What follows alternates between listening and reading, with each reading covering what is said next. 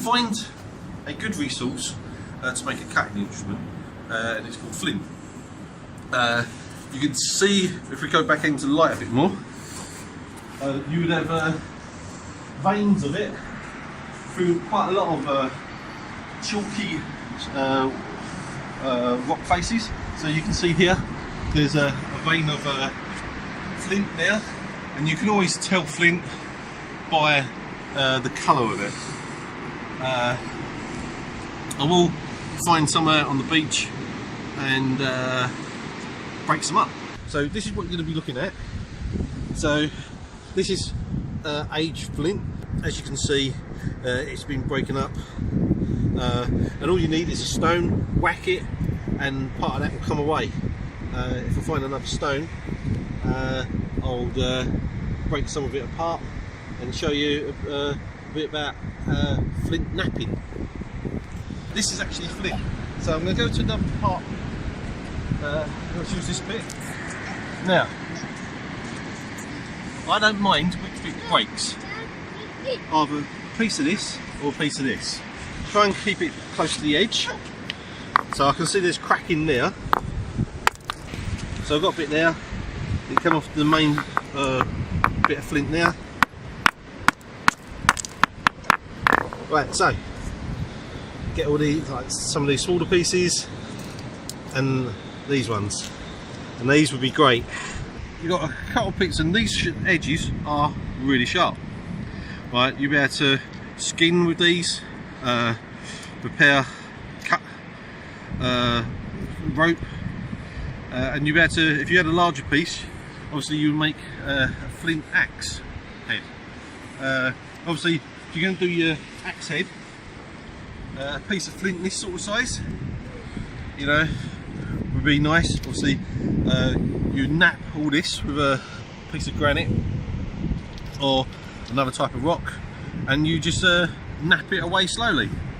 Now, if I find a nice rock, I'll actually try and show you a little bit about napping. Now, I'm not an expert, but I've done it a few times, and I know if I was down by the coast, I would be able to make up some tools using some flint. This is the time when you need to get a bit comfortable. This would try your patience to getting the right piece. So I picked up another bit of flint. With flint, there is something about the colouring, because quite often when this will get broken open, you'll see it will be quite dark. Along this edge you can see it's like a brownish colour to it, and obviously the outside is white. So I'm going to break it open. I've got a nice rock what fits my hand, which is going to be perfect for napping.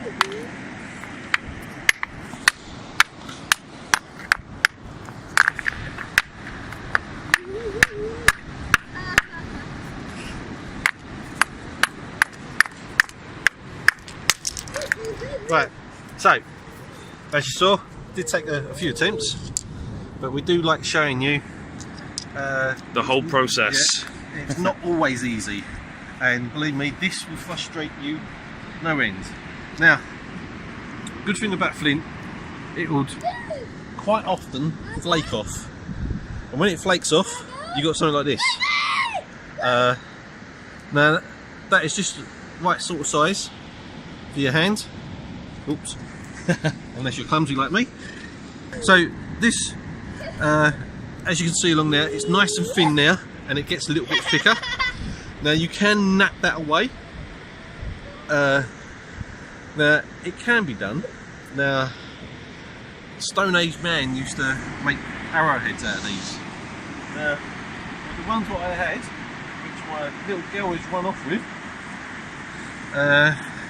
and she's used them as she's nicked a bit what I wanted to show you. It was more like an arrowhead, it just needed a little bit more work. But she's run off with it, so... I suppose the risk in napping something to that sort of size and that point, if you try and nap it anymore, you might accidentally risk breaking the entire thing. Yeah, now, obviously caveman, our ancestors, would used to bone nap because it weren't as hard as stone. and it was hard enough just to nap, and it would be just small little taps along the edge. Now you can do it with another stone, or there is a tool what you could buy to nap. This is definitely one what you would need to practice. Now, I'm not saying go out and practice now, but obviously you're going to have plenty of time. There's not going to be TVs, and you can be sitting in front of the fire, just doing a little bit of napping and building up your skills that way. Now, this is a bit big for napping, but I'm going to hopefully show you on this piece. You would generally have a material, leather or something, but unfortunately I don't have that with me because I didn't think I was actually going to be doing this. And then you would have the leather on your knee, and then you would just like chip away. As you can see, little flakes started coming off. Again, this is a bit big, and the idea of having the leather or some material is to stop you digging in and hurting yourself.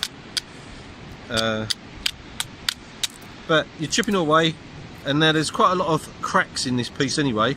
As you can see there's a crack there, so there's a vein going through there. You can just see it. Now that should come away very soon, but obviously I ain't got much of it to hold. Herein lies the frustrating part. Yeah, very there good. You go. That bit flakes away. See now that bit's gone, this bit would be a better piece to work with because there's less fractures in it. So all the fractures what will occur now with the bits what you enforce on it. Now I've seen some YouTube people doing flint napping. I've seen some people on YouTube doing flint napping, and they make it look so easy. They're there and they just tiny little cracks and gnats, and they get the shape of an arrowhead or a shape of a needle. But for you starting off, you know, that's got a nice sharp edge on that, so it's finger size, so you could actually skin a rabbit with that piece, you know. And then as you get more skilled about doing it, you'll be able to make bigger pieces, ended up to make a axe head. So now